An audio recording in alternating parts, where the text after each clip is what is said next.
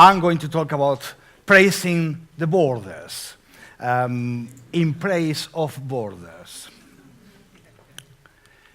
If you go to Ireland, to a little town called Pettigo, you will see that it's split right in the middle into two. Half belongs to the Northern Ireland, part of the United Kingdom, and the other half to the south, to the Republic of Ireland. Many towns and many places in the world have been created and grown and killed themselves around borders, around boundaries, but I think that Ireland would be the country where you could have the best anthropology of the borders. They know about borders. Borders that used to have observation towers, machine guns, and walls. Today, this is the border in Pettigo.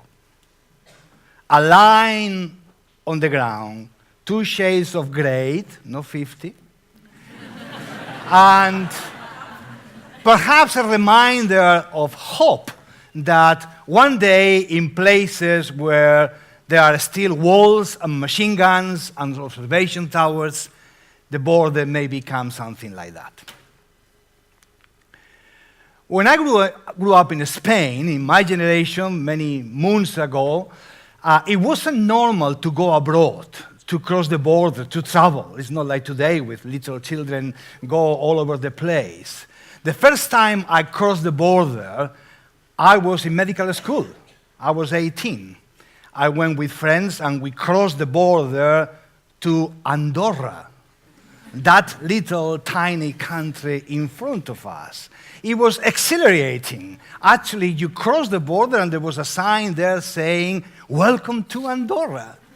We were in a different country. We were abroad. Could you believe it?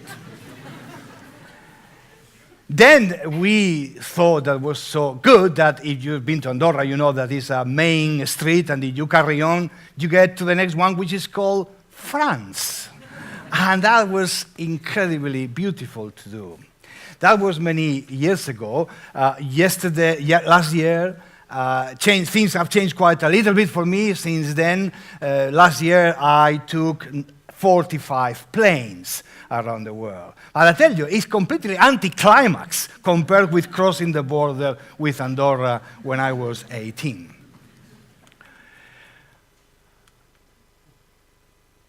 Today, we've grown to cherish the absence of borders. Anything that looks like we can get rid of borders sounds good.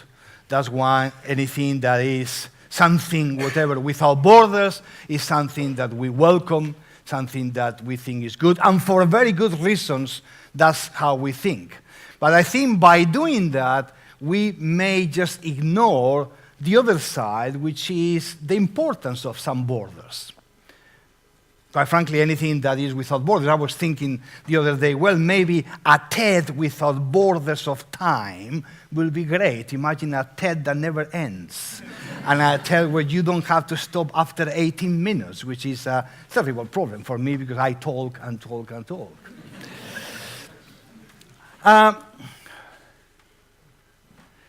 Something happened at some point and was quite a while after I crossed the border with Andorra, was the mother of all borders revolution, the digital revolution. It came along and destroyed all possible borders. It's a Copernican revolution, certainly not for the digital natives, like many of you in this room, which they think this is normal, but for us analogs, that was something extremely important that has changed many things. And some of the things that is done is to bring some paradoxes together with the beauty, together with the goodies, together with everything that is positive and awesome and great. There are paradoxes, and we tend to perhaps not pay too much attention to the paradoxes. For example, we've killed distance. There is the same distance between my neighbor and a friend in New Zealand. Today, I can talk to them at the same time. So distance is gone. But distance gone hasn't made us gain more proximity with each other. That's the paradox.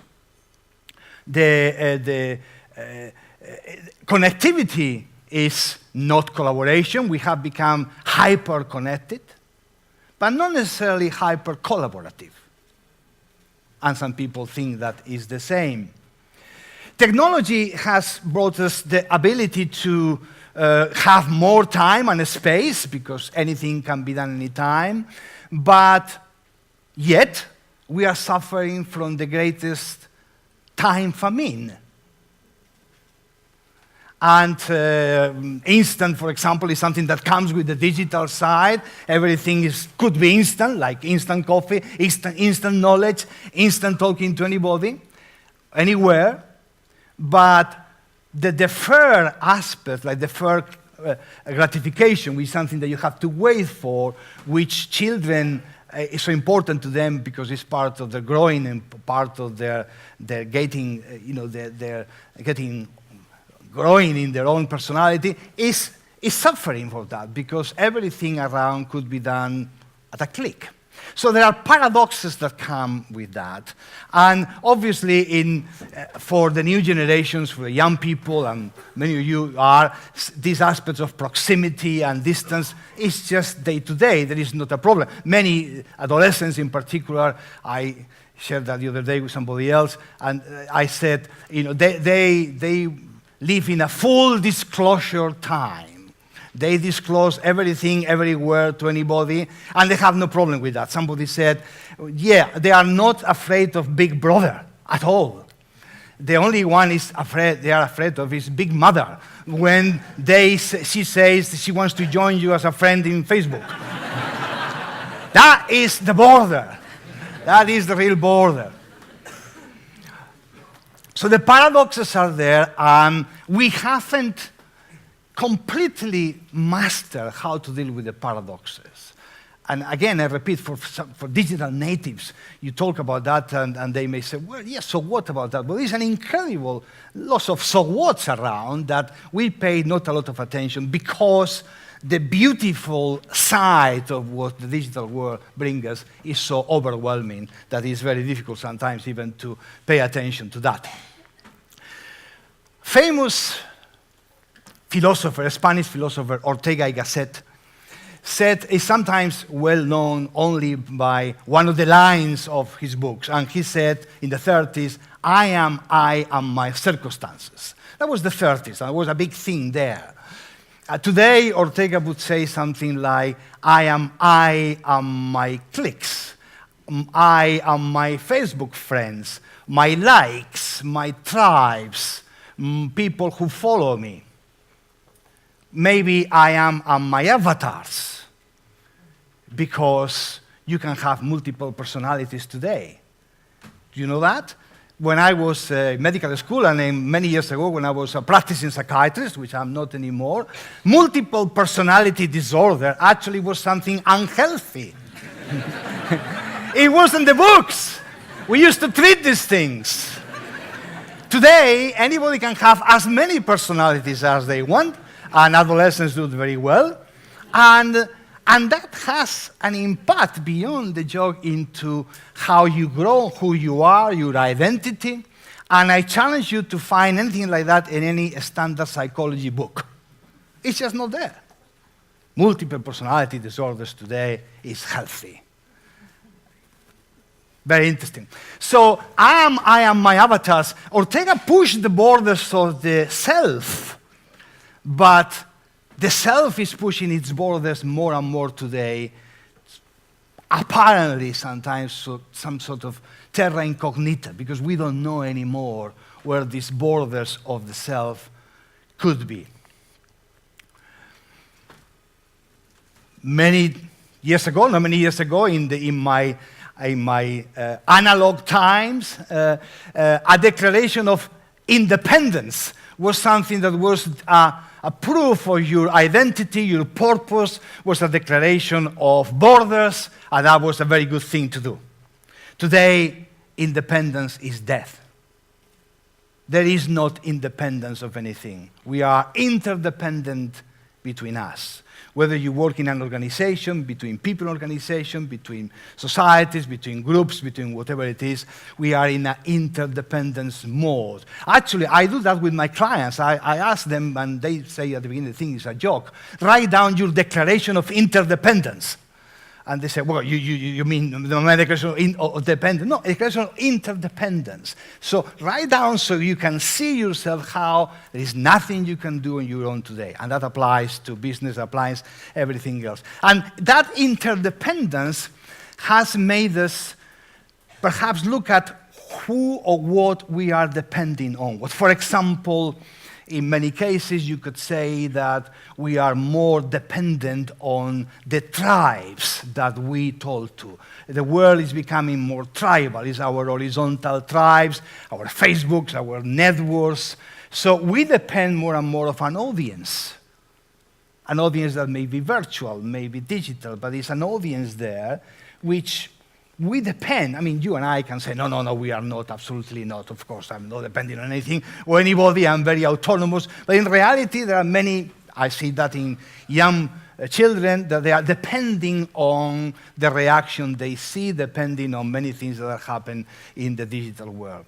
So this dependence is tribal, is horizontal. And that's something that has implications because now we open the borders to the tribe. We open the borders to our horizontal tribe, to people who we talk with and people who are our level in discussing things or we call friends or whatever you want to call them. For example, we now see that I trust more patients like me than my doctor. Portals like that have been growing for a long time, but now it's like that. You know, people go to look at somebody like me who is suffering something or has similar symptoms, and that's my first port of knowledge. So all the traditional analog world that was so good at creating top-down authority, you know, the authority of the doctor, here is where things stand, is gone now. It's become horizontal, it's become tribal, and patients like me, actually, I trust more them than what the doctor has to say. Within the organization, it's similar. For those of you who may be familiar with the Edelman Trust Barometer, they are saying that every single year for many years, we trust more inside the organization what they call people like me, peers, than the CEO, than the hierarchical authority. The numbers are very consistent all the time. Between 30 and 40% the CEO, between 60 and 70% people like me. My tribes, my horizontal tribes, my mates. I trust more that side of the world than the traditional top-down system. So, the tribe is horizontal. I open to my tribes. I disclose myself, maybe. Certainly many young people are doing that. Truth becomes a web of beliefs in the tribe. After all my Facebook monkeys can be wrong.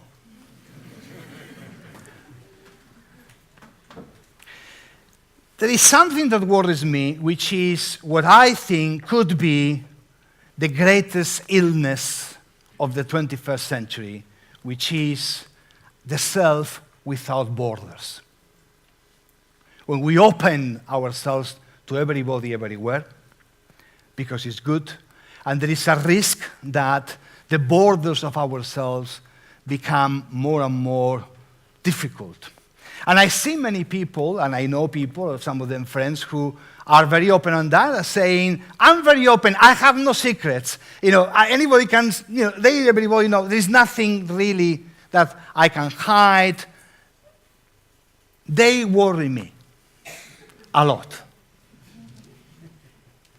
To be human is to give to somebody else. To give to somebody else, you have to have some stocks.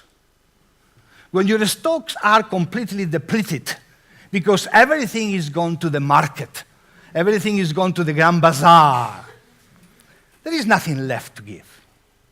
Everything is gone. actually it makes us more inhuman, more than human, perhaps, to give too much. It worries me. So I had to do something about that.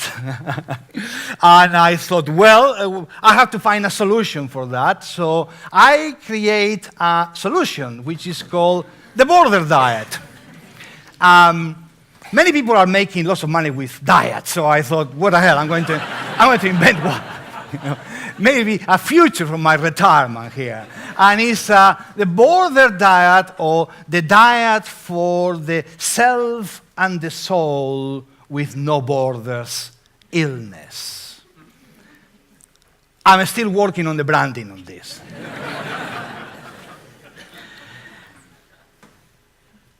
The diet has 10 points. Number 1,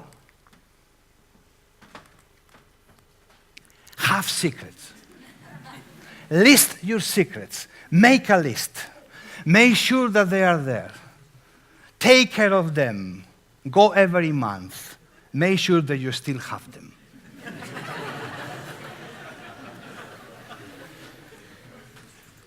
Number 2, take social media sabbaticals. Make yourself undiscoverable. Not unavailable. Remember, unavailable is the analog term. Undiscoverable, like you were a big switch off Bluetooth.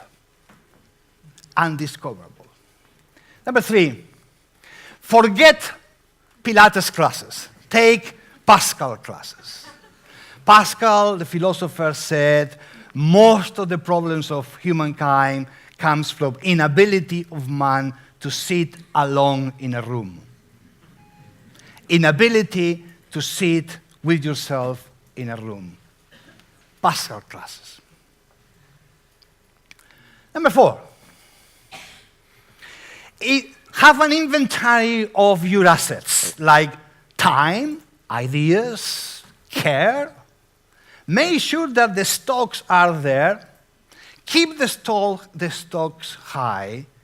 Give little.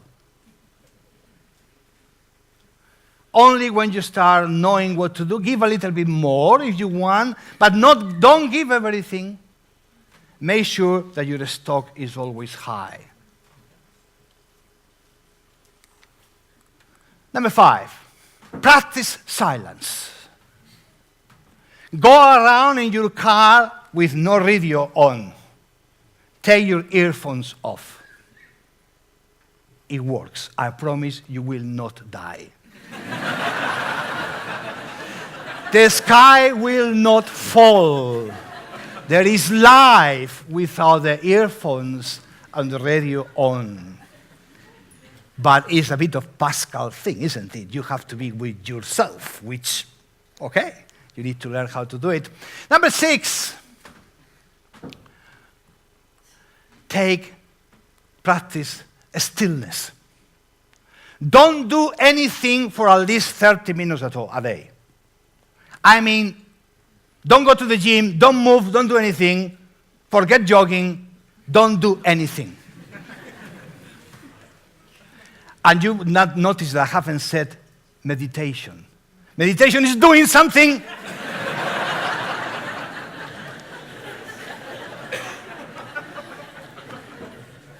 Number 7, avoid as much as you can the exposure to trivia. Mental pollution is the real pollution. Is the real mental hazard of the century. You wouldn't go to a room full of smoke, would you? Not today, years ago. Don't go to a room full of trivia. It's bad for your soul and for yourself. Number 8. You know,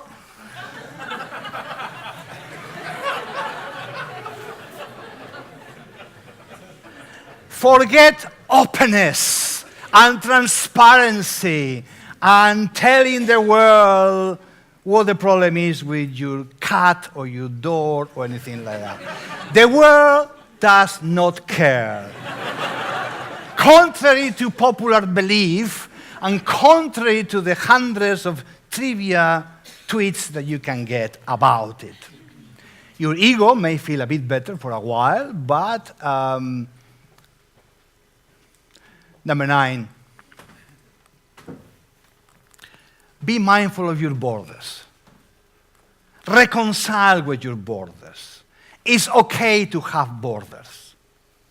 Protect them, nurture them. Make sure you know where they are. Make sure you know what is sacred and secret and what is for disclosure. If you kill the sacred secret, you kill everything that is left for you. Then you are inhuman because you wouldn't be able to give anything because there is nothing left in the stock. It's all there, over there. Number 10, most important one.